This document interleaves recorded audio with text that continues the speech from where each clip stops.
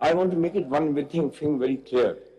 When this Supreme Court Practice and Procedure Act came into force, or became in the form of a bill and later became an act, I read clauses 1 and 2 thereof. Your lords have this act in front of you? I think one of the petitioners has filed it. It's CMA 5104. I don't know who is 5104. It's attached with it. Ji, please read it. Argue as you please. By the end of your lordship, which is the petition that you? I will be starting from 6, sir, because 6 is the one when the orders have been passed. But may I also say? No, that you started with the Practice and Procedure Act. You wanted to read it. I'll read it. But before I do that, there is an order dated 2nd of May. Ajay sir, we will forget about the past. Because we are not, don't do this. Okay, so I'll say, let's bury the past. Don't bury it, it's past. You can't bury the past. All right, for the time being, argue as if you are arguing for the first time. For the first time. Thank you. Well, I do say here. I may ask a question. Khwaja Sahab, idhar dekhen. You have endorsed the sitting of the full court, which is fine, but I'm just wondering what will happen to Section 5 in the event if the law is upheld. There is a right of appeal that is provided under this law. In that case, then, how do you visualize that right being exercised? I was going to come to that. I'm very thankful to leadership, because if the full court is going to hear it, then I have no right of appeal.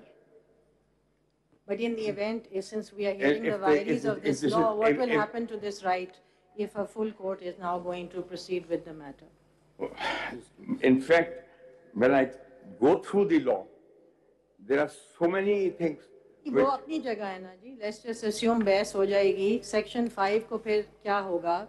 Will Section 5 not be exercised by one party? But it says that an appeal shall lie within 30 days from an order of a bench exercising jurisdiction under Clause 3 of Article 184 of the Constitution. Khalid Sahab, if I may interject, you please proceed as you want to. Let's read the Act together. Whatever you want to comment about the Act, and please also address the query that has been addressed to you in your own manner as you wish. So let's start with the Act at least.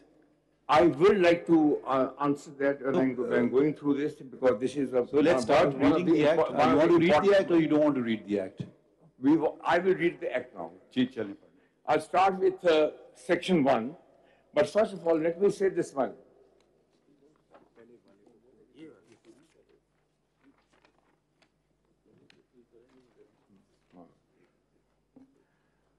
I would just state this thing, that by the end of your honest tenure, if I'm still alive, I would have completed 50 years of practice in this honorable court. Can you please read? No, let's not do that. Let me say. This is perfect time. When I saw this Act, let's read it. When you saw it, we're not interested. Well, see the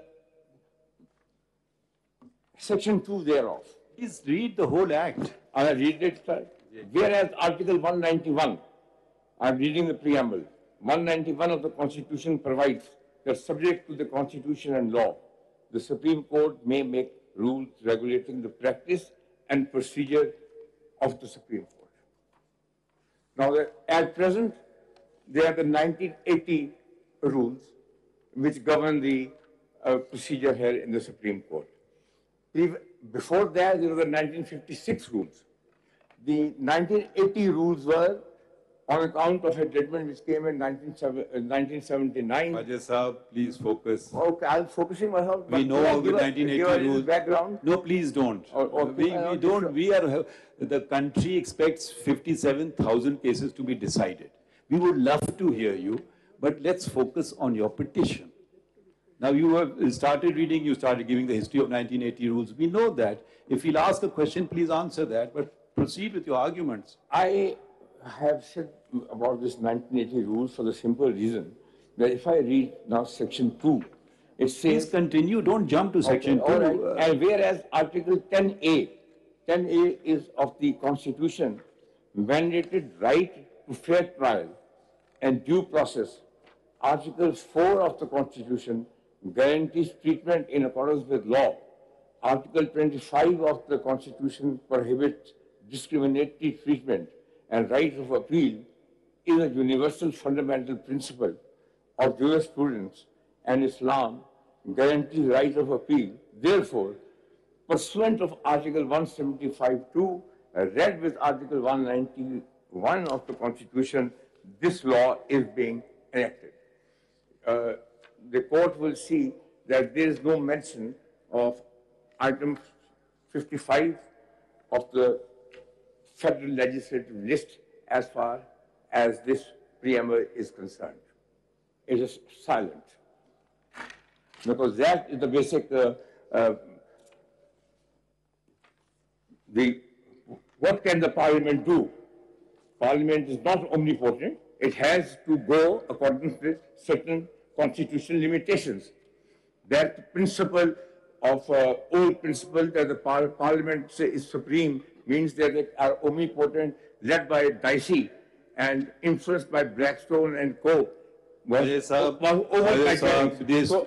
we all agree that Parliament has limitations. This law doesn't say that. Don't insert words which are not written there. Law doesn't say Parliament is omnipotent. Just restrict yourself to the act which you have challenged. When I say this thing, that this very preamble does not mention... It's noted, read it on. Okay. And whereas it is expedient to make a law providing for certain practice and procedures of the Supreme Court. It is hereby enacted as follows. This act shall be called the Supreme Court Practice and Procedures Act 2023, and it shall come into force at once. Constitution of benches, that the crucial question which arose.